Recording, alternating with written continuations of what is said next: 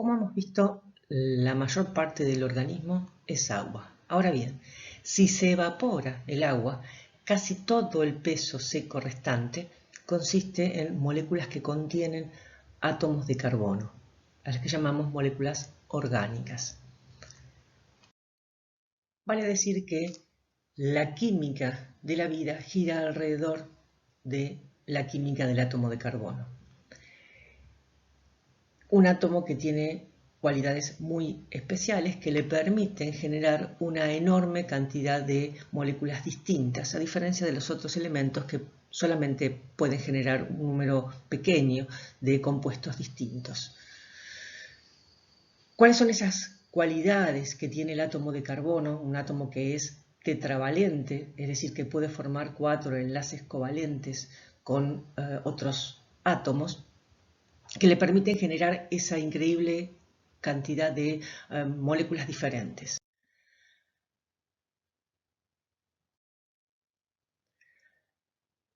Una de ellas es la capacidad que tienen de formar enlaces covalentes fuertes con otros átomos de carbono, lo que le permite generar cadenas que pueden ser lineales, pueden ser cíclicas, pueden ser ramificadas, pueden ser en celdas. Cuando estas cadenas solo tienen unidos, completando la tetravalencia del carbono, átomos de hidrógeno, tenemos lo que se conocen como hidrocarburos. Otra característica que le permite al átomo de carbono generar una enorme cantidad de compuestos distintos es la capacidad que tiene de formar enlaces covalentes fuertes con otros átomos o grupos de átomos, lo que permite la introducción de lo que conocemos como grupos funcionales y da origen a las distintas familias de compuestos orgánicos. Aquí tenemos un cuadro donde podemos observar los distintos grupos funcionales que se pueden introducir en esas cadenas hidrocarbonadas, generando las distintas familias de compuestos orgánicos. Grupos oxidrilos generarán los alcoholes, grupos carbonilos, que si están en el extremo de la cadena generarán un aldehído, y si están en el interior generarán una acetona. Grupos ácido carboxílico, que tienen la capacidad de disociarse en medio acuoso cediendo protones, por eso se comportan como ácidos. Grupos amina, que tienen la capacidad de captar un protón en solución acuosa y comportarse entonces como una base. Grupos sulfidrilo y grupos fosfato. Además de estos grupos funcionales que mostraba recién en la tabla anterior, tenemos la aparición de otros grupos funcionales que resultan del enlace entre grupos funcionales que estábamos viendo recién. Por ejemplo, los enlaces más frecuentes que vamos a encontrar entre grupos funcionales. Los enlaces éster, que se dan entre los ácidos carboxílicos y un alcohol, generando el grupo funcional éster. Los enlaces de tipo amida, que se forman por interacción entre ácidos carboxílicos y grupos amina, que vamos a ver que son los que están presentes en las proteínas cuando se unen los aminoácidos entre sí. Otros enlaces entre grupos funcionales que vamos a ver, los enlaces de tipo éter, que se dan entre dos alcoholes, los enlaces de tipo anhídrido, que lo vamos a generar por reacción entre dos ácidos carboxílicos, los enlaces fosfoanhídrido, que se dan entre grupos fosfato entre sí. Por último, otra de las características que le permite al átomo de carbono generar esa enorme cantidad de moléculas diferentes es la capacidad que tiene de generar isómeros. ¿Qué son isómeros? Son moléculas que tienen la misma fórmula molecular, pero diferente disposición o arreglo de sus átomos. Y tienen propiedades físicas y o químicas distintas. Algunos de los isómeros que vamos a ir abordando a medida que avancemos con las biomoléculas orgánicas son los isómeros estructurales, que difieren en el arreglo o disposición de los enlaces covalentes. Tenemos distintos tipos de isómeros estructurales. Pueden ser isómeros de cadena, pueden ser isómeros de posición o pueden ser isómeros de función. Los otros isómeros que vamos a ver también son los isómeros espaciales. Estos se diferencian en la distribución espacial de los átomos o de grupos de átomos. ¿Qué tipos de isómeros espaciales vamos a ver? Los geométricos y los ópticos. Ahora bien, las biomoléculas orgánicas más abundantes en los seres vivos son las moléculas orgánicas complejas, de las cuales podemos distinguir 4 grandes grupos: las proteínas, los ácidos nucleicos y los polisacáridos, que son polímeros de alto peso molecular, considerados macromoléculas, y los lípidos, que son moléculas orgánicas complejas que tienen un peso molecular bajo, que no son polímeros en general y por lo tanto no son considerados macromoléculas. Estas moléculas orgánicas complejas se generan a partir de un número relativamente limitado de moléculas orgánicas pequeñas, moléculas que no tienen más de 30 átomos de carbono y un peso molecular que oscila entre 100 y 1000. De esas moléculas orgánicas complejas, que son los sillares estructurales a partir de las cuales vamos a construir a nuestras moléculas orgánicas complejas, es de lo que nos vamos a ocupar en las siguientes imágenes.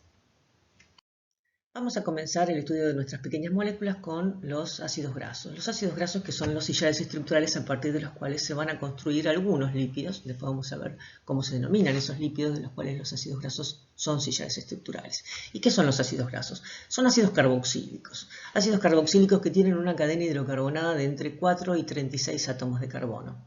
Los más abundantes son lineales, con entre 12 y 24 átomos de carbono.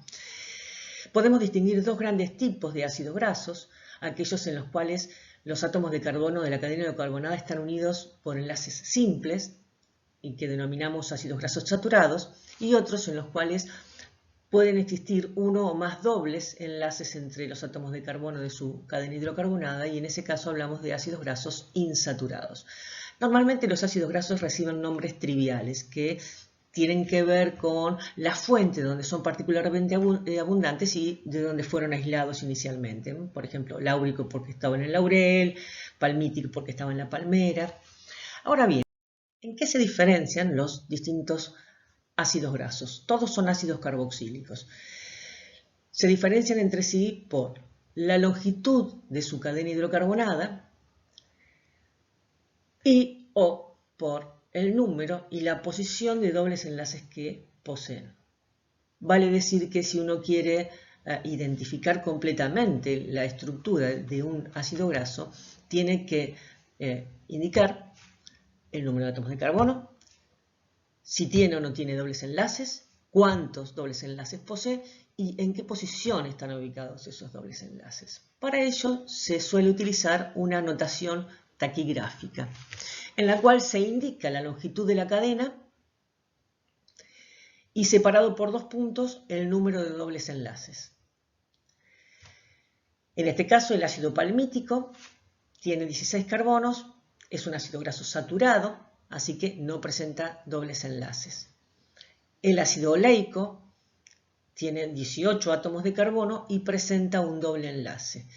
En este caso, cuando tienen dobles enlaces, cuando son ácidos grasos insaturados, hay que identificar la posición del doble enlace y eso se hace mediante un exponente que sigue a la letra delta. En este caso, 18, 2.1 y el doble enlace está ubicado en el carbono 9. ¿Es cierto? 1, 2, 3, 4, 5, 6, 7, 8, 9. Recordar siempre que la cadena se empieza a numerar desde el grupo funcional principal, que en este caso es el ácido carboxílico.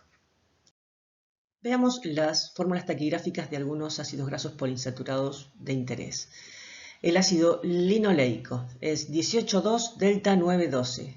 ¿Qué significa esto? Que tiene 18 carbonos, 2 insaturaciones, una de ellas entre el carbono 9 y el 10 y la otra entre el carbono 12 y el 13.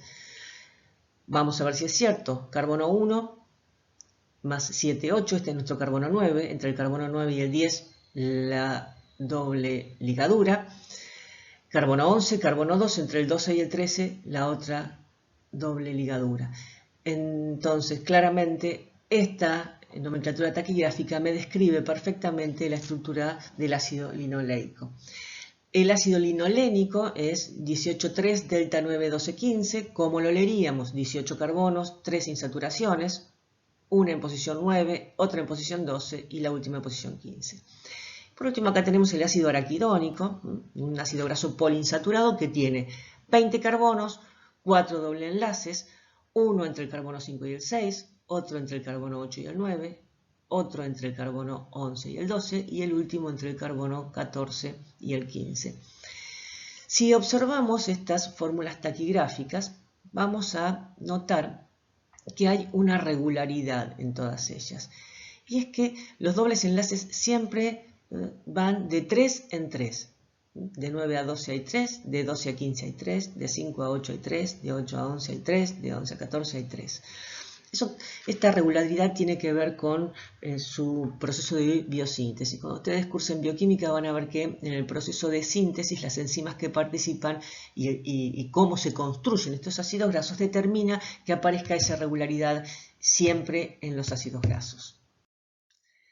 Haciendo uso de esa regularidad en la disposición de los dobles enlaces en los ácidos grasos poliinsaturados, se desarrolló una manera alternativa de identificar la posición de esos dobles enlaces, y es indicando la posición del último doble enlace respecto del extremo de la cadena. Por ejemplo, en este ácido graso, yo sé que tengo dos insaturaciones. La última está en el carbono 12, quiere decir que está a 6 carbonos del extremo de la cadena. Si yo ubico la posición de este último doble enlace, inmediatamente voy a poder predecir la ubicación del otro porque va a estar 3 carbonos antes. En este caso, entonces, está a 6 carbonos, por eso se dice que el ácido graso es N-6, donde N es el número de átomos de carbono que presente mi ácido graso. En este caso, 18. 18 menos 6 me dice que el último doble enlace está en posición 12. Si el último doble enlace está en posición 12, puedo predecir que el anterior va a estar en posición 9. Tomemos este otro ejemplo, el linolénico. Me dicen que es 18,3N-3. ¿Qué me están diciendo? Que el último doble enlace está a 3 carbonos del extremo, o sea, 18 menos 3 está en posición 15. ¿Dónde va a estar el anterior? Y va a estar en posición claramente 12. Y el anterior en 9. Tomemos el ácido araquidónico. Me dicen que es 24N-6. ¿Qué me están diciendo? ¿Dónde está ese último doble enlace? Y 20 menos 6, el último doble enlace está en posición 14. ¿Dónde está el anterior? En posición 11. Y el anterior en posición 8. Y el anterior en posición 5. Los invito a que revisen en la imagen anterior que ese resultado que hemos obtenido es correcto. Analicemos ahora cómo se disponen en el espacio las cadenas hidrocarbonadas de los ácidos grasos. Comencemos con los ácidos grasos saturados. Por ejemplo, el ácido palmítico. Si bien esta es la fórmula desarrollada del ácido palmítico, no debemos perder de vista que esto es una proyección en el plano de una estructura que en realidad es 3D y en la que cada uno de los 4 sustituyentes de los átomos de carbono se dirigen hacia los vértices de un tetraedro regular. Pensando en eso, si solo representamos los átomos de carbono omitiendo a los hidrógenos, veremos que se disponen en el espacio en forma de zigzag, en las que el ángulo que hay entre cada uno de estos enlaces corresponde a 109 grados. ¿Qué sucede en los ácidos grasos insaturados? En los ácidos grasos insaturados dijimos que presentan dobles enlaces. La existencia de un doble enlace impide la libre rotación de los sustituyentes en torno del enlace y determina que se puedan distribuir esos sustituyentes en el espacio de dos maneras alternativas. O bien ubicando las cadenas R sobre el mismo lado del plano, o en lados opuestos. Tendremos así entonces lo que conocemos como dos isómeros. El isómero cis, en lo que los sustituyentes están hacia el mismo lado del plano, y los isómeros trans, en los que están hacia lados opuestos. Si lo trasladamos a los ácidos grasos, veremos que la presencia de un doble enlace cis va a generar un quiebre en la cadena, mientras que los dobles enlaces trans prácticamente no van a distorsionar el zigzag, salvo una pequeña alteración del ángulo que van a presentar entre los enlaces. Casi todos los ácidos grasos insaturados naturales presentan configuración cis. Aquí tenemos el ácido oleico, que presenta un doble enlace, y como podemos observar, esa presencia del doble enlace ocasiona en este ácido graso un quiebre en su cadena hidrocarbonada. La presencia de estos dobles enlaces cis tiene gran implicancia en las propiedades físicas que presentan los ácidos grasos que vamos a ver a continuación. De las propiedades físicas de los ácidos grasos vamos a analizar dos. Una de ellas es la solubilidad. Teniendo en cuenta cuál es la estructura de los ácidos grasos, en los que tenemos una larga cadena hidrocarbonada completamente hidrofóbica y un grupo carboxilo en la punta que sí es afín por el agua, claramente son compuestos anfipáticos. Ya sabemos que ese tipo de compuestos no son solubles en agua, son muy poco solubles en agua. Acá podemos ver la solubilidad de los ácidos grasos en agua, que es verdaderamente muy pequeña y que claramente va a ir disminuyendo a medida que la longitud de la cadena aumente. Son prácticamente insolubles en agua. Y también discutimos cuando vimos el agua como disolvente, que estos compuestos anfipáticos en agua van a generar micelas. ¿Por qué? Porque son compuestos en los que el diámetro de cabeza es menor que el diámetro de cola, tienen una estructura cónica, de modo tal que su manera de acomodarse en el espacio es generar esas esferas en las que las cabezas polares quedan en la periferia y las colas hidrofóbicas, que corresponderían a las cadenas hidrocarbonadas, se dirigen hacia el interior. La otra propiedad física de los ácidos grasos que vamos a analizar es el punto de fusión. En el caso de los ácidos grasos saturados, las moléculas se empaquetan de una manera regular, de modo tal que estas colas de los hidrocarbonados de los ácidos grasos pueden establecer múltiples interacciones por tipos de fuerzas de Van der Waals, de fuerzas de London, son regiones que son no polares, pero por suma de interacciones débiles da como resultado una fuerza de atracción importante, de modo tal que los ácidos grasos saturados son normalmente sólidos a temperatura ambiente. ¿Qué sucede con los ácidos grasos insaturados? En los ácidos grasos insaturados, la presencia de los dobles enlaces de tipo cis determina que el empaquetamiento que puedan realizarse sea menos compacto y por lo tanto presenten un punto de fusión sustancialmente más bajo. Aquí podemos ver que claramente el punto de fusión de los ácidos grasos saturados va a ir aumentando a medida que aumente la longitud de la cadena, porque aumentan las posibilidades de interacciones débiles entre ellas. También podemos observar que la presencia de un doble enlace hace que se desmorone ese punto de fusión. Tomemos dos ácidos grasos con igual longitud, 16,0 y 16,1. Fíjense cómo la presencia de un doble enlace hace que se disminuya notablemente el punto de fusión, motivo por el cual normalmente los ácidos grasos insaturados son líquidos a temperatura ambiente. La presencia de un doble enlace hace que se desmorone el punto de fusión, independientemente de la longitud de la cadena que tenga, siempre va a ser menor el punto de fusión que la de un ácido graso saturado. Con respecto a las propiedades químicas de los ácidos grasos, solo vamos a hacer mención a dos de ellas que son de importancia biológica, que es la esterificación, que es la capacidad de los ácidos grasos de reaccionar con los alcoholes para generar éster, y la saponificación, que es la reacción de los ácidos grasos con bases fuertes, como pueden ser el hidróxido de sodio o el hidróxido de potasio, para generar la sal del ácido graso, lo que conocemos como jabón, una molécula muy anfipática. Por último, respecto de los ácidos grasos, vamos a mencionar a qué denominamos ácidos grasos esenciales y ácidos grasos semiesenciales. Los ácidos grasos esenciales son aquellos que los mamíferos no somos capaces de sintetizar y por lo tanto tenemos que incorporarlos a través de la dieta.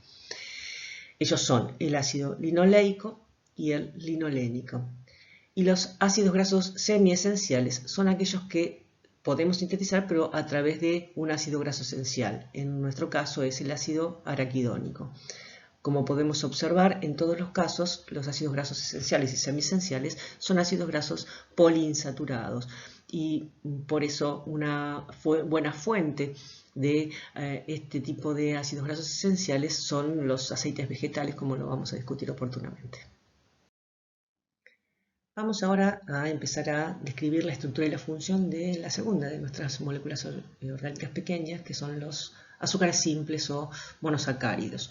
Estos compuestos tienen una fórmula general que es esta que está indicada, carbono, hidrógeno 2, oxígeno, N, donde N varía de 3 a 7, motivo por el cual se les suele denominar hidratos de carbono. Se los identifica con el sufijo osa, glucosa, ribosa, galactosa, esos son todos monosacáridos. Están constituidos por 3 a 7 átomos de carbono, por eso decía que este N era entre 3 y 7. Cada uno de esos átomos de carbono tiene unido un grupo oxidrilo, excepto uno que tiene un doble enlace con oxígeno generando un grupo carbonilo. Si el grupo carbonilo está en el extremo de la cadena, como vimos cuando presentamos los grupos funcionales, tendremos un grupo aldehído. Y si no está en el extremo, sino en el interior de la cadena, tendremos un grupo cetona. Ese es el motivo por el cual los azúcares simples son polihidroxialdehídos o polihidroxicetonas de entre 3 y 7 átomos de carbono. ¿Cómo se clasifican estos monosacáridos? Podemos clasificarlos según el número de átomos de carbono en triosas, tetrosas, pentosas, hexosas, septosas, según tengan 3, 4, 5, 6 o 7 átomos de carbono. O podemos clasificarlos según el grupo funcional que presenten. Si lo que presentan es un grupo aldehído, estamos dentro del grupo de las aldosas, y si lo que presentan es un grupo cetona, pertenecen al grupo de las cetosas. En general, solemos utilizar una clasificación mixta para identificarlos, en la que indicamos si se trata de una aldosa o una cetosa y el número de átomos de carbono conjuntamente. Tomemos, por ejemplo, el digliceraldehído, que es la aldosa más pequeña.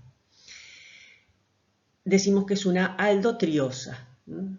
Aldo porque el grupo carbonilo está en el extremo y entonces corresponde a un aldehído, y triosa porque tiene 3 átomos de carbono. La dihidroxicetona es la cetosa más pequeña, tiene 3 átomos de carbono y decimos que es una cetotriosa. Tomemos, por ejemplo, la D-glucosa. La D-glucosa tiene 6 átomos de carbono y el grupo carbonilo en el extremo, por lo tanto decimos que es una aldohexosa. En cambio, la D-fructosa, el grupo carbonilo está en el interior, por eso decimos que es una cetohexosa, porque al igual que la glucosa tiene 6 átomos de carbono. Podemos observar que las aldosas y las cetosas, que tienen el mismo número de átomos de carbono, son ejemplos de isómeros estructurales. Ahora bien, si prestamos atención, venimos diciendo D-gliceraldehído, D-glucosa, D-fructosa. ¿Qué significa eso? Para comprenderlo, tomemos al gliceraldehído, nuestra aldosa más pequeña.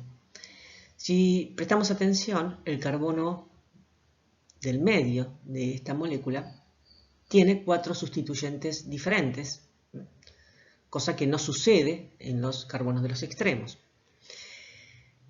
Estos carbonos, esos átomos de carbono que presentan 4 sustituyentes diferentes, se conocen como carbonos asimétricos. La existencia de estos carbonos asimétricos determina la posibilidad de que los sustituyentes se distribuyan en el espacio de dos maneras alternativas, que son imágenes especulares una de la otra, generando dos isómeros espaciales, estereoisómeros, en los que llamamos enantiómeros. Son moléculas distintas, que tienen la misma fórmula molecular, pero son moléculas que presentan alguna propiedad distinta. Veamos acá. Este sería nuestro átomo de carbono asimétrico, que tiene 4 sustituyentes diferentes, y esta sería su imagen especular, o sea, su enantiómero. ¿Por qué decimos que son moléculas distintas? Porque no hay manera en que nosotros girando esta molécula logremos obtener esta otra que tenemos aquí. Fíjense, si yo giro esta molécula, obtendría esta estructura, pero aún así no es equivalente a la imagen especular. Fíjense que si el carbono no es asimétrico, eso no sucede. Nosotros girando esta estructura podemos obtener la misma molécula. Quiere decir que estas imágenes se trata de la misma molécula. Para que puedan existir dos distribuciones alternativas que generen moléculas diferentes, tenemos que tener un carbono asimétrico. En el caso de nuestro gliceraldehído, obtendremos dos enantiómeros que cuando hagamos la proyección de esa molécula en el plano, encontraremos que en uno de los enantiómeros, al que llamamos D, de dextrógiro, tendrá el oxidrilo del carbono asimétrico hacia la derecha, mientras que el enantiómero, su imagen especular, el L-gliceraldehído, va a tener el grupo oxidrilo a la izquierda. ¿En qué se van a diferenciar estas moléculas? Porque van a tener la misma fórmula molecular. Se diferencian en su capacidad de hacer girar el plano de luz polarizada. El gliceraldehído hará girar el plano de la luz polarizada hacia la derecha, mientras que el L-gliceraldehído lo va a hacer girar hacia la izquierda. Si consideramos al resto de las aldosas como derivados de este gliceraldehído, vamos a decir que pertenecen a la serie D o a la serie L en función del grupo oxidrilo del penúltimo carbono de la cadena, que es el último carbono asimétrico que presentan estas moléculas. Aquí podemos ver a los principales monosacáridos de la serie D, tanto aldosas como cetosas.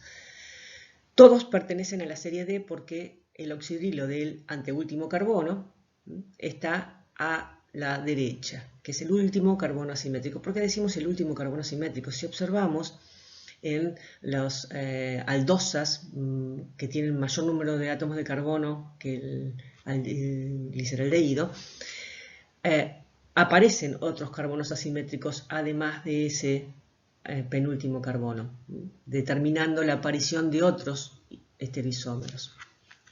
En el caso de las cetosas, fíjense que la dihidroxiacetona no tiene ningún carbono asimétrico, por eso no llevan ni el prefijo D ni el prefijo L. Todas las demás que tenemos aquí presentadas pertenecen a la serie D.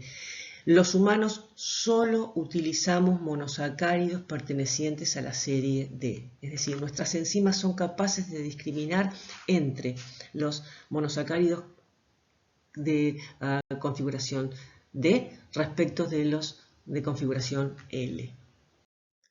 ¿Cuáles son los monosacáridos de mayor importancia biológica? Entre las triosas, el D-gliceraldehído y la dihidroxiacetona son intermediarios metabólicos, al igual que algunas tetrosas que van a ver apareciendo en alguna vía metabólica cuando cursen bioquímica. Entre las pentosas, sin ningún lugar a dudas, la pentosa más importante es la aldopentosa ribosa, que podemos observar que tiene 5 carbonos y todos sus oxidrilos hacia la derecha. Esta ribosa la vamos a encontrar formando parte de los nucleótidos que van a dar origen al ARN o como transportadores de energía en el ATP. Y entre las hexosas, que sin ningún lugar a dudas son los monosacáridos más abundantes, los de mayor trascendencia por su función energética, tenemos a la D-glucosa, que vemos que es una aldohexosa, tiene el oxidrilo de su carbono 3 hacia la izquierda, todos los demás están hacia la derecha. Es de la serie D porque el oxidrilo del anteúltimo carbono está a la derecha y es el principal combustible metabólico.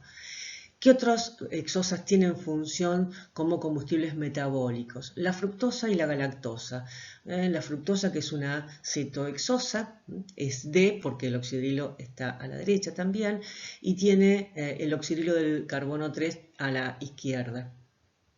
La galactosa, que la vamos a encontrar formando parte de el azúcar de la leche, también como fuente de energía es una aldohexosa que se diferencia de la glucosa, de la D-glucosa, porque tiene el oxidrilo del carbono 4 a la izquierda, a diferencia de la glucosa que lo tiene a derecha. Si bien venimos presentando los monosacáridos como estructuras de cadena abierta, en realidad no es así como se encuentran mayoritariamente en un medio acuoso. ¿A qué se debe eso? A que el grupo carbonilo, tanto de los aldehídos como de las cetonas, reaccionan con grupos alcohol para dar lo que se conoce como hemiacetal si el carbonilo es de un aldehído o hemicetal si el carbonilo es de una cetona. Entonces, ¿qué es lo que sucede? Si la cadena carbonada del monosacárido es lo suficientemente larga, el grupo carbonilo reacciona con el grupo oxidrilo, con un grupo oxidrilo de la misma molécula, de modo tal que se genera un heterociclo en el que el oxígeno forma parte de ese ciclo y en el cual todos los oxidrilos que teníamos dispuestos hacia la derecha aparecen hacia abajo de ese ciclo y los que estaban a la izquierda aparecen hacia arriba. Pueden darse según la longitud de la cadena y según si se trata de una aldosa o una cetosa, dos tipos de estructuras heterocíclicas, una derivada de pirano y otra derivada de furano, dependiendo de la cantidad de constituyentes que tengamos en los anillos. Si analizamos el proceso de ciclación de la glucosa, un proceso que es reversible, es decir, podemos volver de la forma ciclada a la forma abierta, vamos a notar que como resultado de la ciclación aparece un nuevo carbono asimétrico. Este carbono, en el caso de la glucosa, el carbono 1, es un carbono que no es asimétrico, tiene un doble enlace con el oxígeno. Pero luego de la ciclación aparece con 4 sustituyentes diferentes. Eso determina que esos sustituyentes se puedan distribuir en el espacio de dos maneras alternativas, generando isómeros espaciales que en este caso los llamamos anómeros.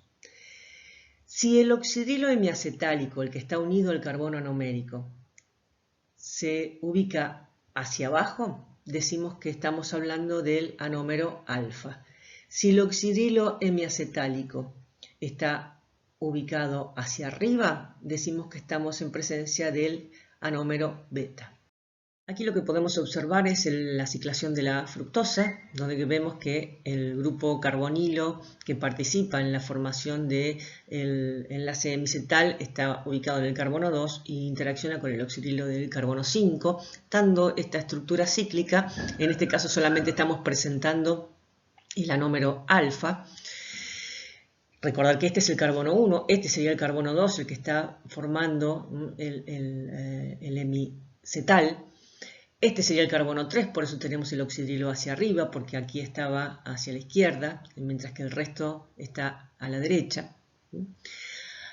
Y por último, acá tenemos la estructura cíclica de la ribosa. En este caso lo que tenemos es la beta ribosa, porque el oxidrilo hemiacetálico está hacia arriba. En este caso, la ciclación se produce por interacción del carbono 1 con el oxidrilo del carbono 4 de la ribosa.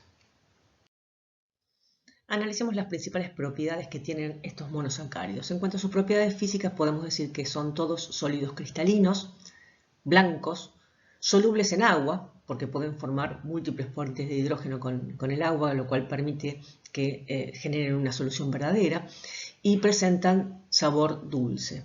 Respecto a las propiedades químicas, una de sus propiedades salientes es que son capaces de oxidarse. ¿Qué quiere decir eso? Que si ellos se oxidan, van a poder reducir a otra sustancia. ¿Y quién se oxida en realidad? Se oxida el grupo carbonilo para dar un grupo ácido. Para que eso suceda, claramente tenemos que encontrarnos en la forma abierta de la glucosa. Pero recordemos que habíamos dicho que este proceso era un proceso reversible, que podíamos pasar de la forma abierta a la cíclica y de la cíclica volver a la abierta.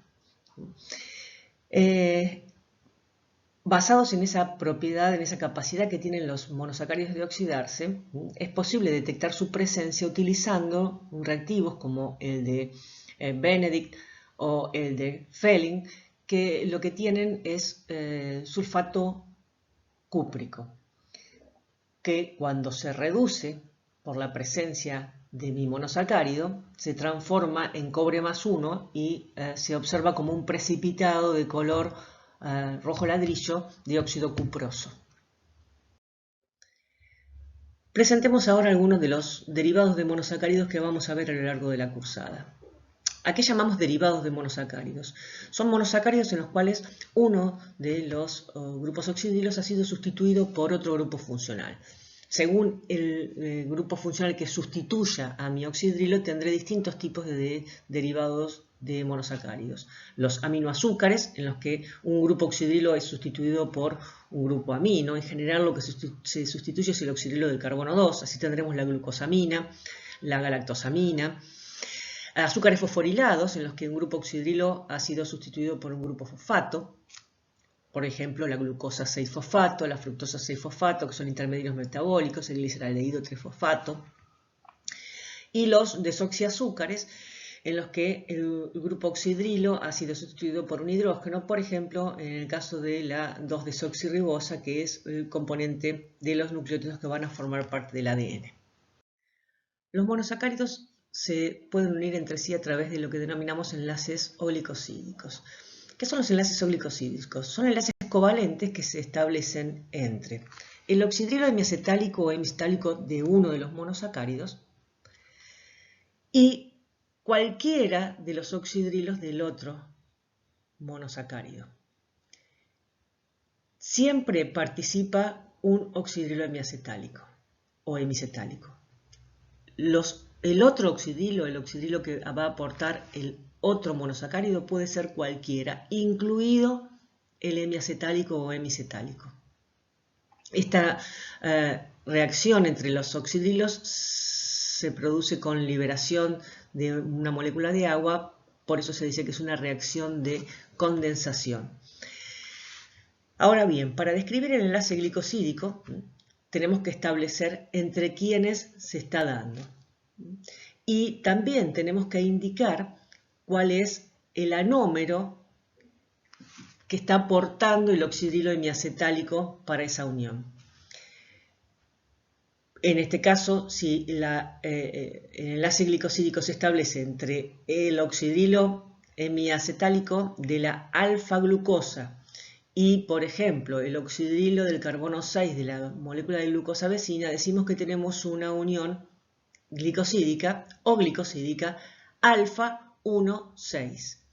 Si se establece con el oxidrilo del carbono 4 de la molécula de glucosa vecina, decimos que tenemos una unión alfa 1,4.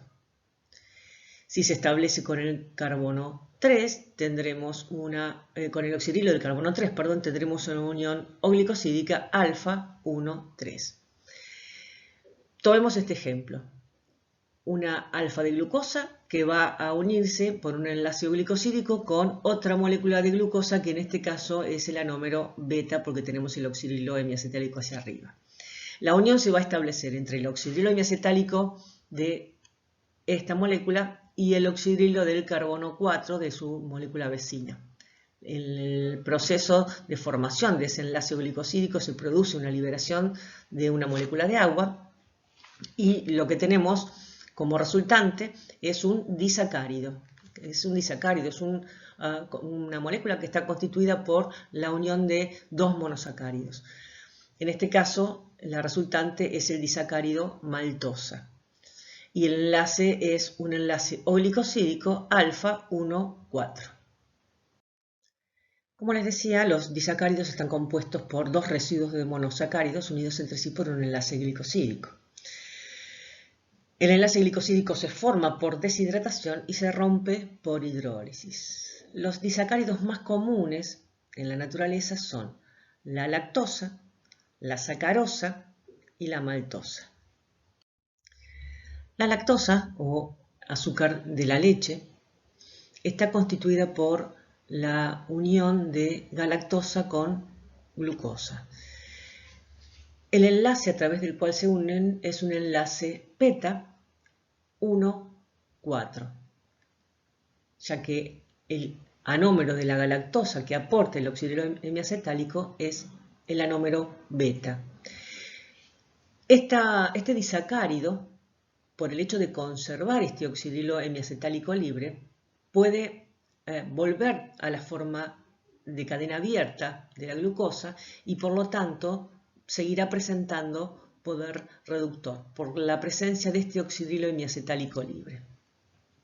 La sacarosa, el azúcar de caña, el azúcar que utilizamos habitualmente para endulzar nuestras bebidas, está constituida por la unión de glucosa y fructosa, pero en este caso ambos aportan el oxidilo hemiacetálico en la glucosa y el oxidilo hemiacetálico en la fructosa.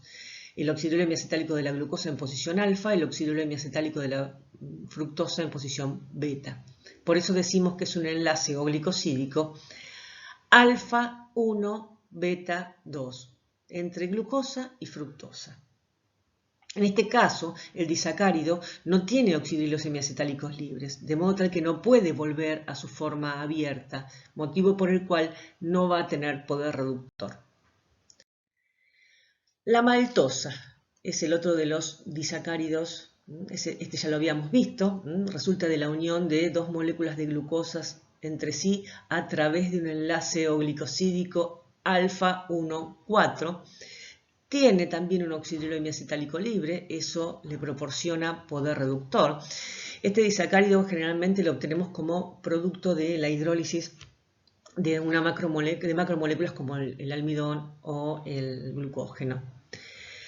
La isomaltosa es un disacárido que resulta de la unión entre dos glucosas por un enlace alfa 1,6 y lo vamos a obtener generalmente por hidrólisis de la amilopectina y del glucógeno, que vamos a ver que son polisacáridos ramificados. ¿Posee poder reductor? ¿Qué tengo que fijarme? Tengo que fijarme si tiene un oxidilo hemiacetálico libre. Y sí, lo tiene. Entonces, esta glucosa va a poder volver a su forma abierta, va a aparecer el grupo carbonilo y entonces va a tener poder reductor. La celobiosa también resulta de la unión de dos moléculas de glucosa, pero ahora por un enlace beta 1,4, un enlace glicosídico beta 1,4, y lo obtenemos por hidrólisis de la celulosa.